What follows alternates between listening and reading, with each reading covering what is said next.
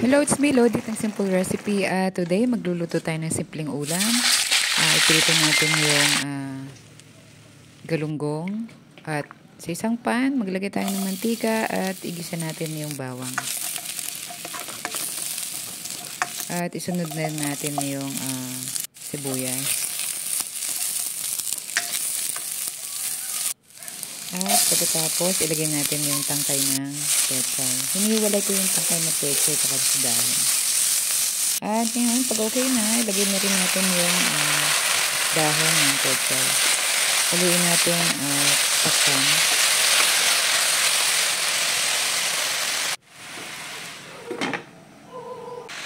Ngayon, okay na siya. Pwede na natin siyang lagyan ng sabaw. Depende sa dami ng gusto niyang sabaw. At haluin lang natin siya.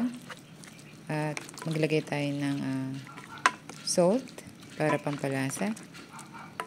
Hindi na gaano maraming salt ang nilalagay ko kasi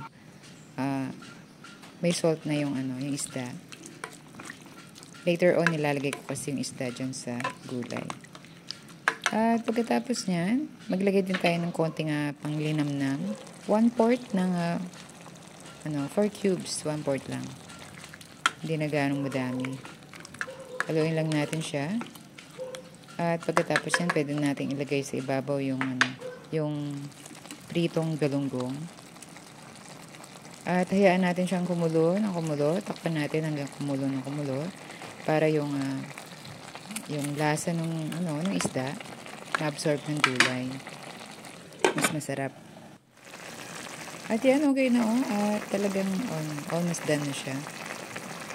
Madali lang at napaka-simpleng ulam lang. Pwedeng-pwede sa buong pamilya. Ngayon, ilalagyan natin sa lalagyan para ready to serve na siya. Tignan nyo naman, napaka-simple at napaka-healthy. Try nyo po ang simpleng ulam na to. Maraming salamat sa panonood. Ingat po lagi and God bless you all. Huwag kalimutan mag-subscribe. Thank you.